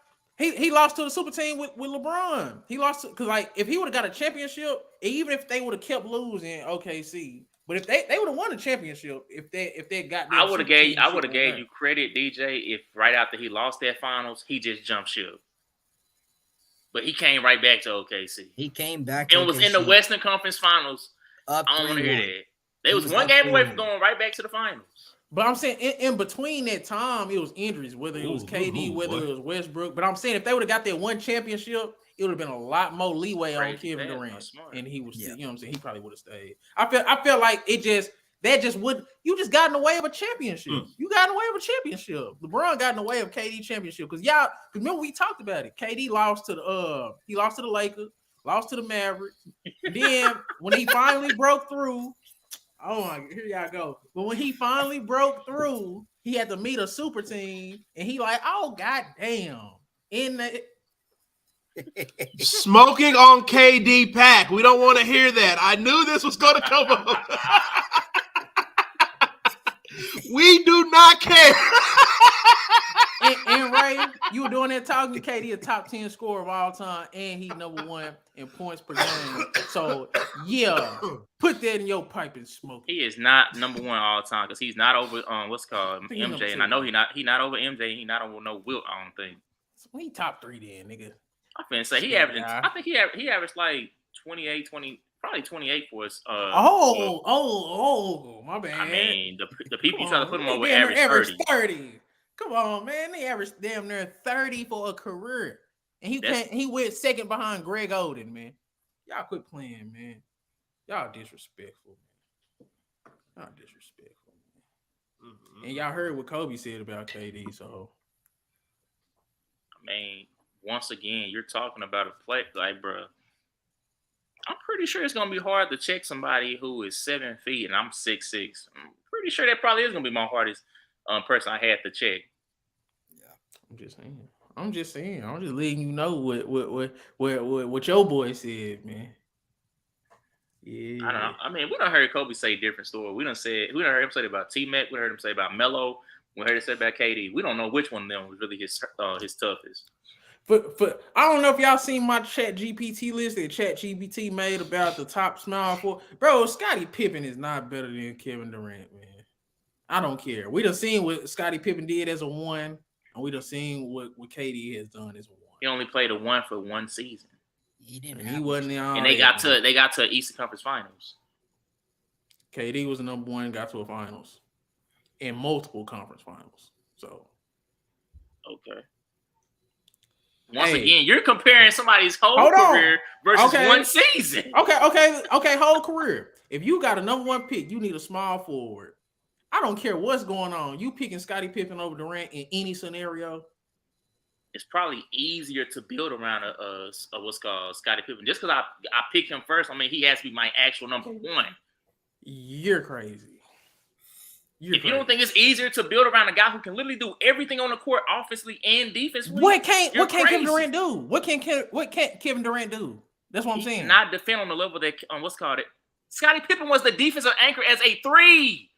So we've never seen that before. So we're not gonna act like we just didn't see Kevin Durant lead his team in blocks and rebounds. He anchored a defense and facilitated a whole offense. You want to know why? We've because never seen somebody somebody that do was it at the supposed 3. to do it was DeAndre Ayton. Not get because he had DeAndre Ayton as his center. If he would have had a center that actually wanted to play, he would have had to do that. DeAndre Ayton ain't giving Durant 11 rebounds. Because it's DeAndre Ayton. That's our point. Now, Ray said... You think that Kevin Durant is a better rebounder than Scottie Pippen? I ain't say he's a better rebounder. I'm not saying he's a better rebounder, but all he does better than Scottie Pippen is score. Right or wrong. I'm at the holler at y'all. He don't facilitate better. All right. He don't defend I'm finna go, better. smoke on that pack real quick. You know what I'm saying? But I'm at the holler at y'all boys, man. Disrespectful, man. I know, man. I know it hurts. Bruh, man. People still talk about Scottie Pippen as the greatest defender of all time. He changed the game for as being a point guard at the small forward position, basically. We didn't see nobody doing stuff like that until he came to the league. That's the truth behind it. It's easier to build around a guy like that. He don't care about having to be the number 1 scorer. KD has to be the number 1 scorer on any team he goes to. Other than what we're seeing with him and Devin Booker, because just at the point in KD's career and the injuries he done sustained, he's like, hey, I'll take the back seat now. So wasn't we just saying Kevin Durant was the greatest plug-and-play player of all time, and you saying somebody easier to build around? I was about to say in a draft, you take. I never said that. You said that. What'd you say, Chris? I'm just saying, like, if it was a draft and you had young KD and all his skill set, young Scottie Pippen and all his skill set, you taking Scottie Pippen? I'm saying it's easier to build around a player like Scottie. You're lying. When you draft somebody, you draft them to build around. So I'm just saying. That's what I'm saying. It's easier to build around a Scottie Pippen. Right, you're lying. You're straight up lying. Okay. We literally So you picking Scottie Pippen over Kevin Durant if you had to draft them? In an all-time ranking, Scottie Pippen should be over KD if we being technical, he should be over him. Why? Because he played with the greatest player ever and fucking was a great fucking second option role player type of person. You know he got all of he's a I don't mean role player, but his role player qualities and him being a second option is what made his career. Kevin Durant, we seen him in another situation outside the Bulls when he was a game away from being back in the finals. He has way more success in the playoffs without Jordan than Jordan has without him. So before you say stuff like that, hold on. He was literally one game, bro. Was he not a game away in the first finals run with Lakers when they beat Portland? Was he not a game away? Yes, but are you saying Scottie Pippen had more playoff assists than Jordan. Are you I using said- him when Jordan was now- drafted nah, to that now sorry ass you team? trying to get a clip. You trying to get a clip. I said Scottie Pippen has more playoff success without Jordan than Jordan has without Scottie. That's you're taking that out of context. How am I taking that out of context? Because Jordan was young with a sorry team. Bro, Scottie Pippen ain't never played with no team that sorry ass team that Jordan had with that old ass George Gervin and Woolridge and all them. Come on, man. Woolridge Come on, gave you 28 points a game. I ain't trying to hear that. He was a bucket. So why you trying to drop his name? Okay, off? Make sure you drop off his stats. Drop Scottie Pippen off in that situation. Is they even making the playoffs, man? The dude was giving you 40. Jordan was giving you 40, man. Like, don't do that. I look at Pippen's early years just like how Kobe early years was. Stuff didn't really get going until he became a main player in that rotation. That's just what it is. We can talk about what he had to struggle through, MJ, but hey, when the wheels really started getting going is when Scottie Pippen got along. Came along and he started, hey, I'm established now. You need your secondary stars and your role players to come. We didn't know Scottie Pippen was going to turn into that. He was coming off the bench. Talking about we didn't know he was going to be that. He turned into that. Wasn't he a first round pick? They ain't draft that nigga to be trash. You know what school he came from? I forgot. Some little piece, some bullshit. Exactly. Yeah. Ain't no way you a first round pick and they say you going to ride the bench. What? Since you come from college? It's one thing you came from high school, but from college? But I don't like that argument. I don't like that argument. Well, man, Jordan needed Pippen so bad. He just needed somebody to be good. Jordan said out of his own mouth. What are you talking about? I know, bro. We know that Jordan needed Pippen, but we not finna act like nah, hell no. I'm not putting Jordan over Pippen. I'm saying when they really wanted to consider winning basketball, Pippen needs to be there. At the highest point in his career, they needed him. So they knew what Jordan was gonna bring. They've been seeing it since rookie year. But they like, man, we need somebody else to push just as much as MJ is. We need somebody else to exert is just much energy, is just much dominance in the game as Jordan is. That nigga Scottie Pippen was filling in the gaps, man. He's a great fill in the gap guy. But in terms of him being a number one option, I'm checking the best player on. I'm checking the best player on the team. I'm a facilitator on offense. If that's filling the gaps, I'll be there. That's filling in the gaps. How's that filling the gaps? So you think how far can you go with Scottie Pippen as your number one scorer, man? You trying to exploit something that Scottie Pippen never showed. He didn't care about being the number one scorer. Take out Scottie Pippen and add Kevin Durant. They not winning. They not winning the same amount of championships. I don't think you understand what Scottie Pippen meant. Oh my God, bro! And KD is not they winning the same amount of championships. Stop lying. They're going to outscore everybody. They're going to kill everybody, man.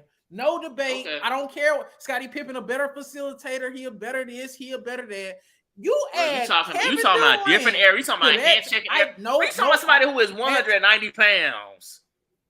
They are putting that ball on the ground every play. KD probably get hurt before the series even over. So no, Kevin he's probably not gonna be as effective. Next to Jordan is getting 30. Period. If you think in the hand check era where he was getting, dude got locked down by Tony Allen without hand checking. Which thing gonna happen when they playing against who is better than Tony Allen? Who better than Tony Allen from that 90s era on defense, man? Tony Allen's one of the greatest perimeter defenders ever. So you bring up Tony Allen like that's just a detriment to Kevin Durant, bro. Man. I'm saying he was getting handled on defense without hand checking. Wasn't there a so-called Kobe stopper out there? Like, come on, man. Everybody had great defensive series. Everybody done kind of got clamped up a little bit. But you saying it wasn't a series. It was one game. They start calling him that after one game. We're not about to act like he won a whole series and just was clamping Kobe. No. But Ray, this is what I'm saying. And really, he started calling himself that. We're gonna be honest.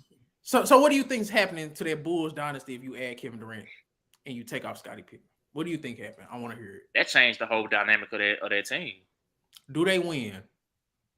They not gonna win 6. I guarantee that. They probably not gonna 3-peat. They don't get no. They don't get now one. They don't get now one 3-peat. Only due to injuries, maybe, but talent-wise, they we seen KD on a stacked team, but they couldn't even 3-peat. Then I ain't trying to hear that. But that's not KD. He not gonna be the one in that situation. Jordan gonna be the one, and Jordan gonna get it done. Kevin Durant. If Kevin Durant was on that Bulls, bro, they're doing everything that they did. Bro, they're doing the exact same thing, bro. This is why I don't like hypotheticals, because y'all think just because y'all put somebody who is a great there's no way ain't nobody in the 90s go outscore that team, man. There's no way. There's no way. There's no way. There's no way. I ain't trying to hear that. Nope, I'm not Jordan trying to hear that. can do whatever he doing. Even if you turn Kevin Durant to a catch and shoot player, to a secondary guy, there's nothing you can do with Kevin Durant if he's playing next to Jordan. There's nothing you can do. They're going to be a worse. So now Kevin Durant just can't play no defense. Now he just can't play defense. When did we first start seeing KD be a good? Defender? You don't think Jordan gonna make him play defense, Ray?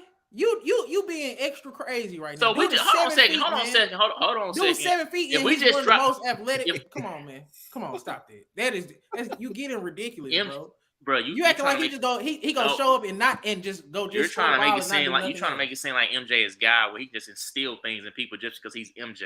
That's not what it is. He's gonna pull things out of you that's already in you. He can't just make you do something that you don't do.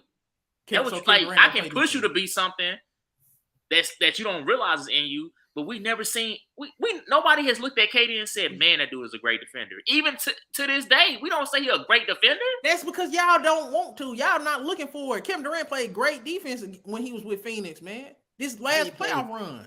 I think he played pretty decent defense when he was with the Warriors too. That's when we started seeing him even making an effort. Because guess what? Warriors was a defensive team. This is what I'm saying. That's the only reason we seen that KD. When he got to Brooklyn, what did he do? He wouldn't do that with Jordan. We didn't see those characteristics no more. Who's he playing with? If he's playing with Jordan, you don't see him playing no defense. He's 7 feet, can move laterally, vertically. He was a good team defender for the Warriors. You trying to make it seem like Scottie Pippen was a one-on-one lockdown. KD ain't never been that. I don't put no trust in KD to be no one-on-one lockdown. Scottie Pippen literally took guys out of the game. You did not see them no more. Top guys in the league. I don't see that out of KD. Listen to what I'm saying. Okay, I see what you're saying. He's not the one-on-one defender Scottie is, man. That's what they're gonna need. But when they lose that, MJ was not the defender he once was. You're not thinking about what they're gaining. MJ started getting exposed by guys like Grant Hill. Guess who stepped up to the plate and said, "I got him." And every time they went against him, oh man, so-and-so struggling this game. Because guess what? They made a key adjustment out of putting Scottie on him instead of Jordan. When Jordan was getting cooked by a young AI, Scottie said, "Step to the side, I got him." AI shooting out there going 3 for 16. Like, man, I ain't trying to hear that. Scottie Pippen was different defensively. You can say what you want about what KD gonna bring on an offensive standpoint, but when you got to go down on the other end and defend, that's when you're gonna really like, dang man. You still gonna have Dennis Rodman. You still gonna have Jordan. KD's not a terrible defender, but I'm saying offensively, in the triangle. With all them options, KD, when he get wide up, them mid-range shots, you getting a triangle offense, bro. You trying to translate the catch and shoot opportunities you get with Michael Jordan. We don't even realize, like, you trying to just go based off of strictly just something that we don't really know. You just going based off what we see from KD in this era. We don't know what KD looks like in another era. We can say all day long what he would do, but we don't know 100% what would really happen. The great players are just the great basketball players go find a way to be great basketball players. I hate. How do we know? We ain't never. He's 7 feet. He's 7 feet, bro. You seen this in a movie before? You ain't never seen it in real life. We ain't never seen somebody transcend in a whole nother era 30 years ago and be who could guard Kevin Durant in the 90s? Like realistically, bro. You talk about this hand checking bullshit and all this. Who's just stopping Kevin Durant? One of the greatest scorers we've ever seen on this earth, man. Who's stopping Kevin Durant? How many great scores did we see in the 90s? On the wing? On the wings. How many great wing scores? This you. Nigga, we got fucking Jordan. You got Dominique. I'm gonna ask the question. Dominique Wilkins was only in the 90s for the early 90s. I'm talking about the whole Clyde Drexler. That's what I'm saying. Right. It wasn't even that many great wings in the 90s, man. And you want to know why? That should be capped, bro. You want to know why wasn't that many great wing scores in the 90s? Why? Hand checking. I didn't have to be a great defender to hand check. If I can put if I'm stronger than you, I put this forearm on your hip. that makes me a better defender automatically. I don't have to be a great defender, but if I put the guards didn't get the hand checking, they did. They scoring. Name me all the elite scorers in the 90s. That was guards. You can't really name none.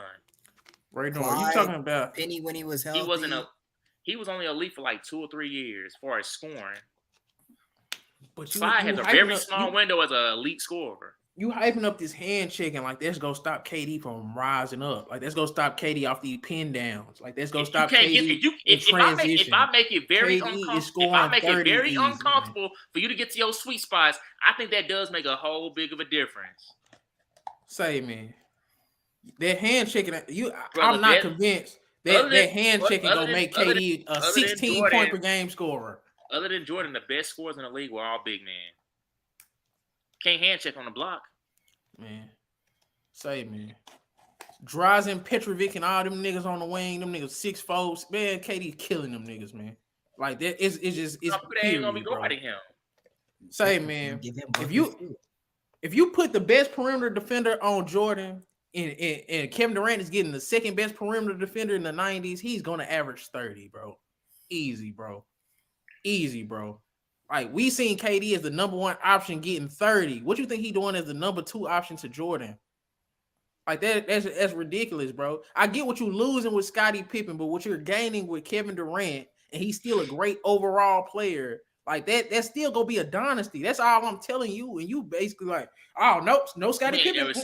We ain't never seen KD be part of no dynasty. All of a sudden, he gonna drop into a whole nother era that he ain't gonna get acquainted to. He went to Golden State, and we checked in championships. And what happened? We checked in championships, man. And what happened when they would have went 3 in a row? What happened when he left?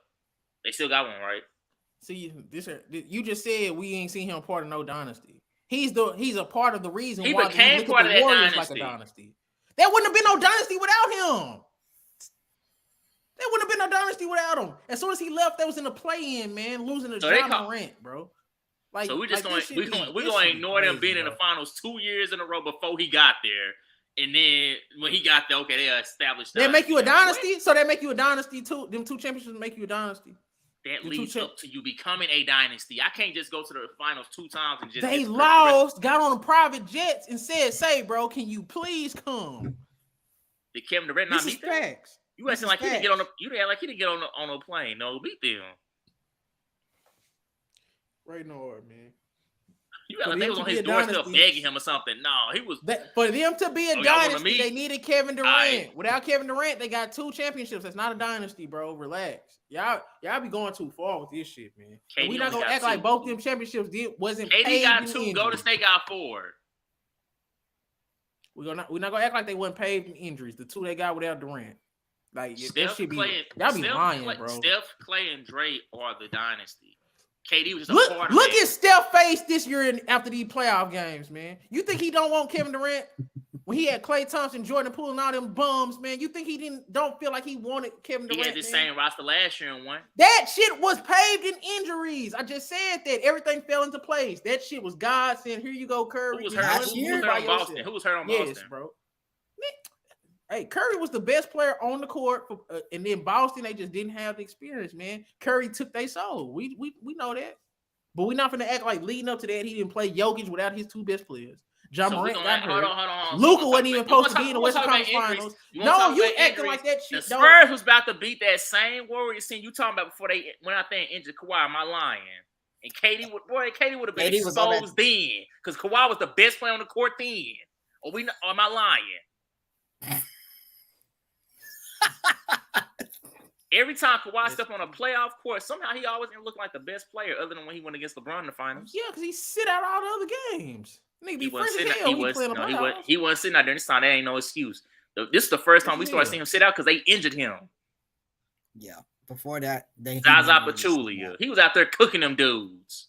After that, he played 9 games the next season. You want to talk about Steph Curry one? Because, man, I don't want to hear that. You going to tell the truth, tell the whole truth. Steph Curry is the chosen one from God, man. Paved in injuries. Man, you say that about championships paved in injuries. You say the same thing about LeBron. I like Stephen Curry, but we're not gonna act like his championships. You say the same thing about LeBron. Why he don't never get injured, man. God just he made his So body special. I 2015, don't want to hear that, 2015 man. title for Golden State, that was impressive.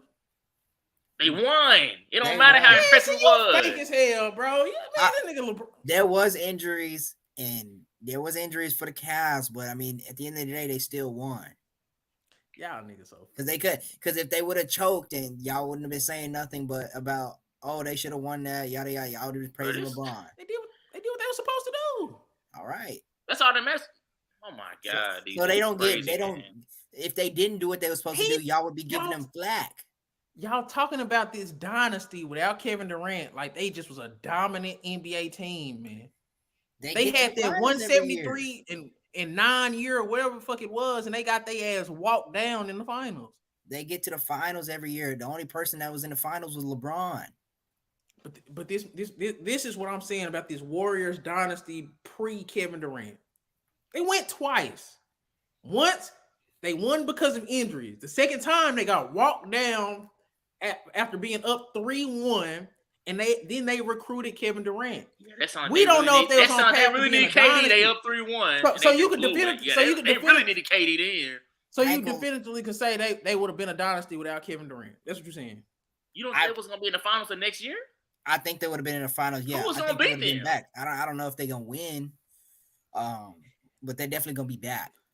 They was really a game away Hold from on, being let's stay there. NBA Let's stay there. champion. Let's stay there. Like they was cooked or something. Okay, we finna stay there. Chris said they probably would have got back, but I don't know if they would have won.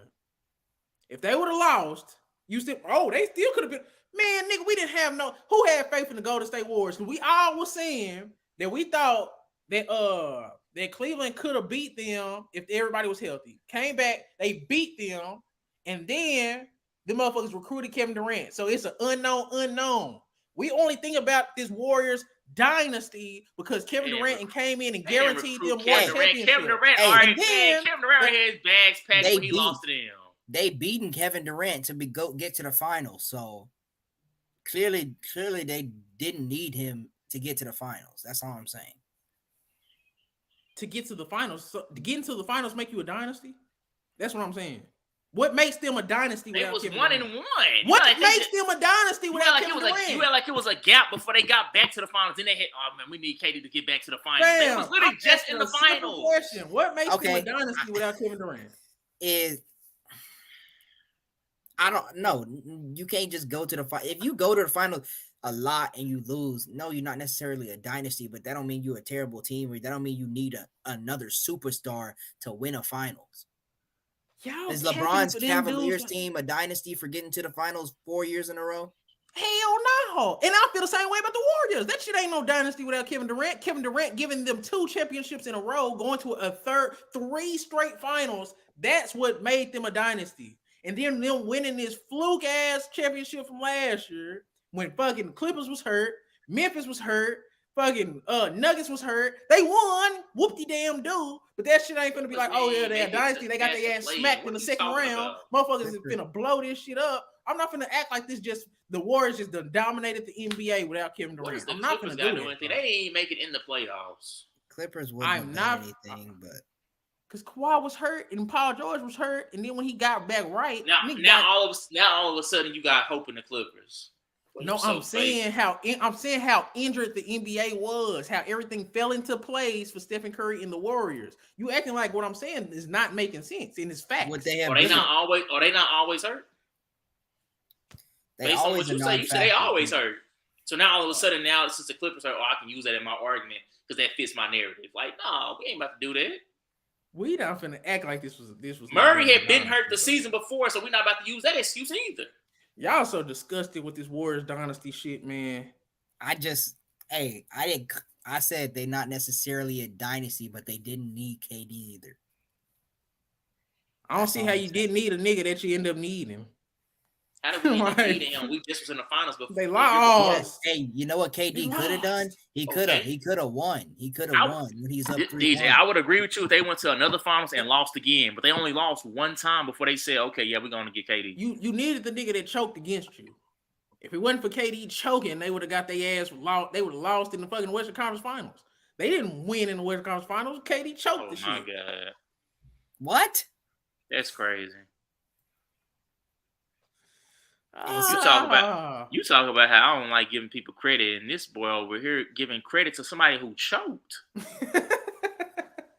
I ain't never heard nobody give credit to somebody who didn't do their job. I ain't never seen nobody go and recruit a choker.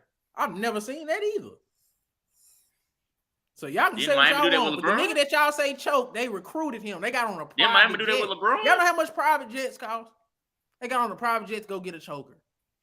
So how much they that says a lot about their dynasty. You know how many multi-millionaires on that plane? Right. If you a part of a dynasty, pretty sure that was nothing. If you part of a dynasty, is you going out your way to go get a nigga that you just whooped? You going out your way to do that if you part of a dynasty that you comfortable with? I don't care about playing with the best players ever. Give me who I'm already been playing with. That's all. That's my mentality. See Chris how he deflecting? Simple no would have been just perfect. Nah, I wouldn't went and got that nigga. But they went and got him so they can win championships and literally be a dynasty. That's what happened. It's no debate. They went and got Kevin Durant and it solidified them being a dynasty. That is what happened. It's the fact. Kevin Durant did play a part. Okay, yeah, Kevin Durant played a part in them being a dynasty. I'll say that. But he ain't the sole reason why they are a dynasty. And I feel that. But we not finna act like he didn't solidify their dynasty though, man. Because these 2 championships, they would have been just like, oh, this is a good team. Just like the Pistons. They won 2. Don't nobody just be like, oh, that was just come on, man. They wouldn't have been no better than the Pistons. They would have been no better than the Pistons. The Rockets when they won after Jordan left. Yeah. See, this is what I'm saying. The Warriors would have been in that boat. The Rockets, the Pistons. We don't look at them like that because of why. KD went and guaranteed you're speaking from the aspect that we know it's set in stone that if they never got KD, they would never went to no more finals. We don't know that either. All we know is after they went to 2, they won 1, lost the next one. Next thing you know, KD's there the next season. We don't know how things pans out if KD don't never come at all. They could have still went to those same championships. But they could have won them. We don't know. They went. Obviously, what does that mean? If I went and go get somebody to go guarantee something happens, what does that mean? I'm not comfortable with what I have on my roster. If I felt like we was a dynasty, we don't need nobody. I ain't finna go get nobody, man. I'm finna run this shit back with the people I got. They went and got on a private jet and went and said, Kevin Durant, please come to our team. You act like it's a meeting. If KD don't show up, it's not a meeting. You not getting my point. If you feel like this is a dynasty, why the hell not would you getting go the get point a nigga that KD is a sucker at the end of the day? Because he didn't have to show up to that meeting. He entertained that meeting because he was like, they man, won. I want an easy road. Trying to get me. KD y'all won. Why are you trying to get me? Why are you trying to get me? I lost. I'm tired of playing with Westbrook. My coach is ass. That's why I'm leaving. You just came off 2 finals appearances and the best record we've ever seen. Why are you coming to get me? I understand why I'm leaving. My co-star Russell Westbrook is an idiot. My coach is trash. I'm leaving for sure. I'm leaving. Why are you recruiting? The same coach that got you to a finals and was a game away from what's called another finals, but he was trash. Scott Brooks wasn't doing nothing, man. No. Same Westbrook that whenever KD didn't advance and Westbrook was hurt, y'all like, oh, he didn't have his team. Oh, he didn't have Westbrook. Now he got Westbrook, and then that's a problem. And I mean, Westbrook, we still need the idiot. We still need it, dumbass. Westbrook wasn't the sole reason why they lost that series anyway, if we're being honest. No, he wasn't. But if this is my thing. Russell Westbrook needed KD. He needed a guy like KD to be successful. KD don't need a guy like Westbrook. You could plug in any all-star or superstar caliber point guard, and they would have been better off than when they had Russell Westbrook. If you would have got Chris Paul when Chris Paul was in the Clippers phase or whatever the hell, they would have won that finals probably against because Chris Paul is an actual point guard. Russell Westbrook is a scoring point guard. Like he passes and play makes. Like that shit is 2 different things. Like the caliber of a point guard Russell Westbrook is compared to a guy like a Steve Nash or a Chris Paul. that would have fit better with KD's play style than just attack, boneheaded playmaking point guard like Russell Westbrook, man. James Harden, inconsistent, career playoff choker. We know this. Scott Brooks, he got a job with Wizards and we ain't seen him since. We not finna act like KD done played with had great coaches. We're not finna act like KD's teammates wasn't nutcases, man. Russell Westbrook and James Harden, we know what they are. Their career done played out in front of our faces post OKC. And KD left a dynasty, and his career got ugly real fast. So what are we talking about? Yeah, all of them. If we're gonna start shaming people, let's shame everybody that's in the equation. Yeah, bro. The Brooklyn Nets shit was trash. Westbrook didn't get to go to a 73-19. If he did, he would have fucked it up. They got rid of Westbrook with the Lakers. They in the Western Conference Finals. We were scared they wouldn't go make a play-in without Russell Westbrook. It is for him to shame other players when it comes to KD. He got excuses. That's crazy. I said KD was stupid for going to Brooklyn. That's all. KD was gonna look bad in Phoenix. It was a lose-lose. What y'all want me to say?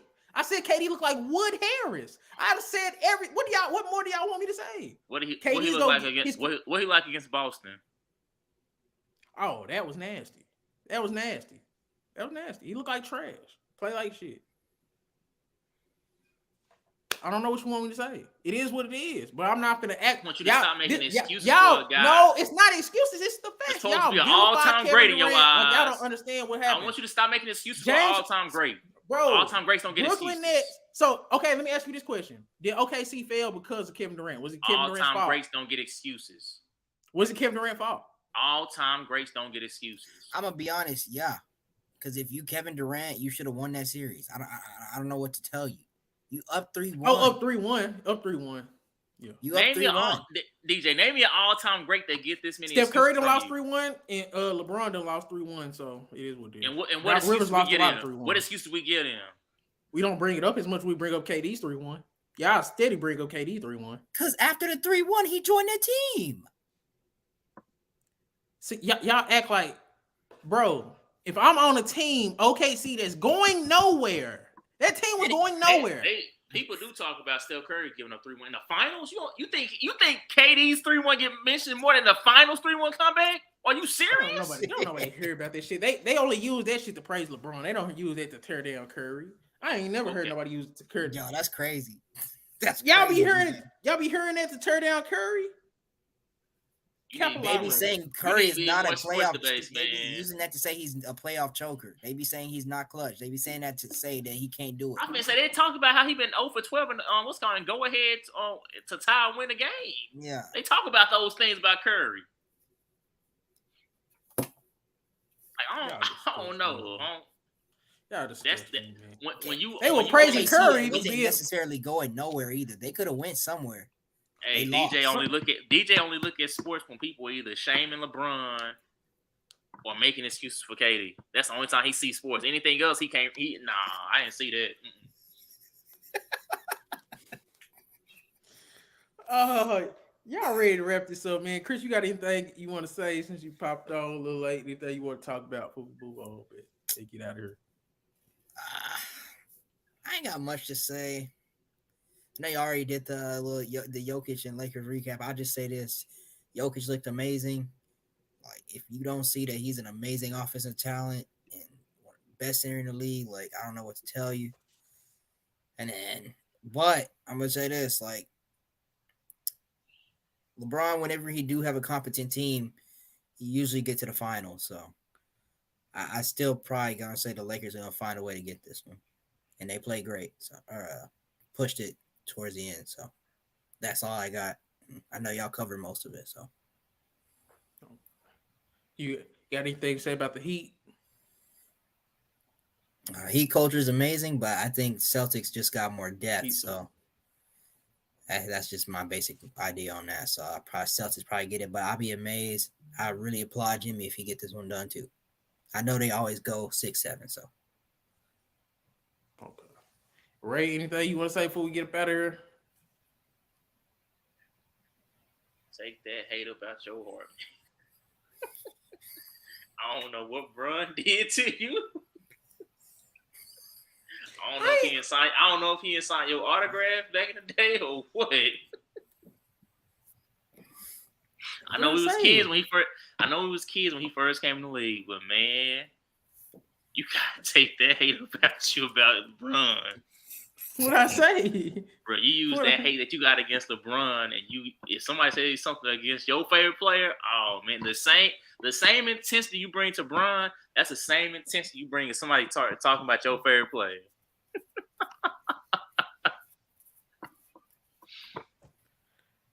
Man. My only thing is, especially with KD, and I'm gonna leave it at this. Man, KD, we call him a top 20 player. We never say top 10, never say top 5. He done played against a lot of top 10, top 5 players. So my thing is, just because he lost to greats don't diminish his greatness. You can't watch a KD game where he go for 40, go for 30 on some of the most efficient numbers we've ever seen at his height, at his skill level, and be like, this dude is not great. That's my only problem with the KD arguments. I never put him nowhere where he shouldn't be. You ain't never heard me say, man, yeah, Kevin Durant better than Larry Bird. Kevin Durant better than Dirk Nowitzki. Kevin Durant better than... I don't never do none of that. But when I say he's a great player, I get pushback when he's clearly a great player. And that's my only problem.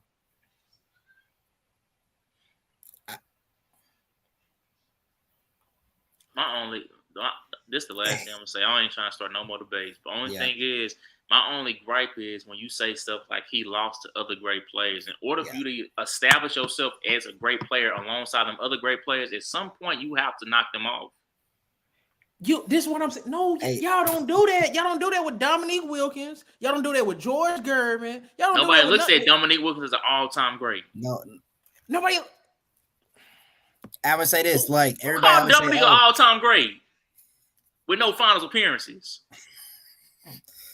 Like, do we be saying Charles Barkley's on the same level as Jordan and them? He never won no rings because he lost. Charles Barkley, on the other hand, is an all-time great. I'm saying he's all-time great, but he's not on the same He's not on A level though, for sure. That's what I'm saying. He's not top 10, top 15, nothing like that.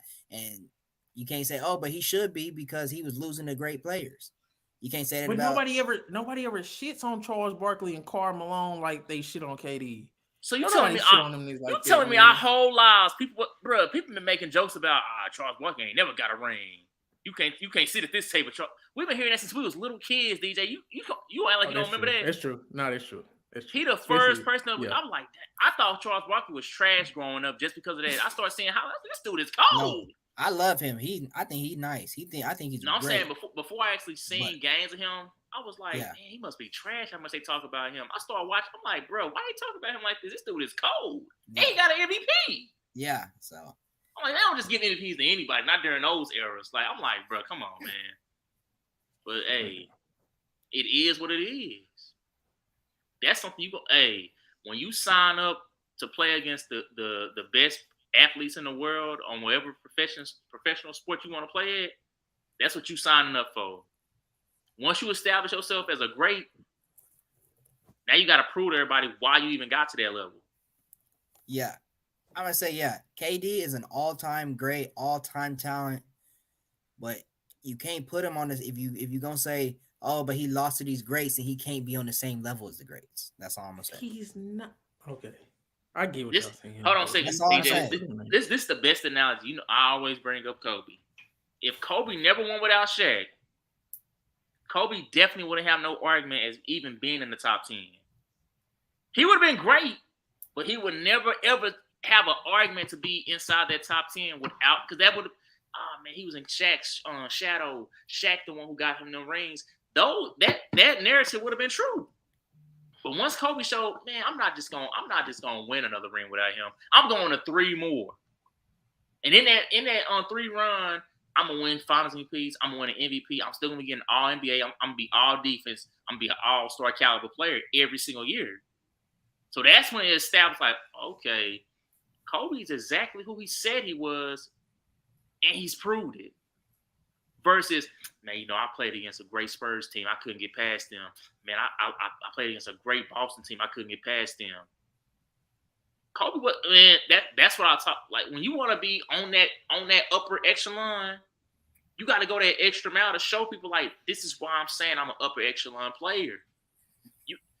It ain't about, man, I'm playing against great players. You got to find a way to be like, man, I got past them by any means necessary. That's what I'm talking about. When you talk about any great player that's a top 10 player, how their careers panned out, it's a reason why their careers panned out like that.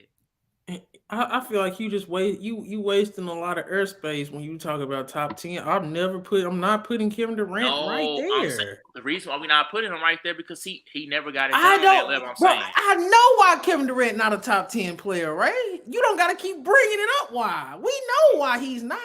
But I'm saying he's so great that even with none of that, he's still up there because of his pure basketball ability. He getting the same flack. He getting the same flack from any great player that didn't get it done, though. Right, but that's what I'm saying. Okay, that's cool. But I'm saying out of the great players that ain't won, because I even if you don't want to count his 2 championships, he's the greatest player that hasn't won. I'll pick him over. I don't care what nobody say. I'll pick him over Karl Malone. I'll pick him over Charles Barkley. I'll pick him over Elgin Baylor. I'll pick him over any player that hasn't won, man. And it's as simple as fact.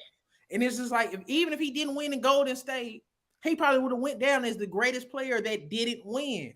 So regardless of any of that winning or whatever, we would have known him for his greatness and not winning. That's a testament to your greatness. You were so great, we're disappointed that you didn't win. That's all I'm saying. Regardless how it goes, there's nothing you can say that could take away from Kevin Durant's greatness, even if you call him a loser, because he will be the greatest loser. That's his basketball ability is why he's great. It has nothing to do with winning. It ain't got nothing to do with none of it. Got 2 MVPs on Jordan Watch, and he's the 3rd all-time leading on what's called score. That shit cute, but you ain't picking him over Kevin Durant.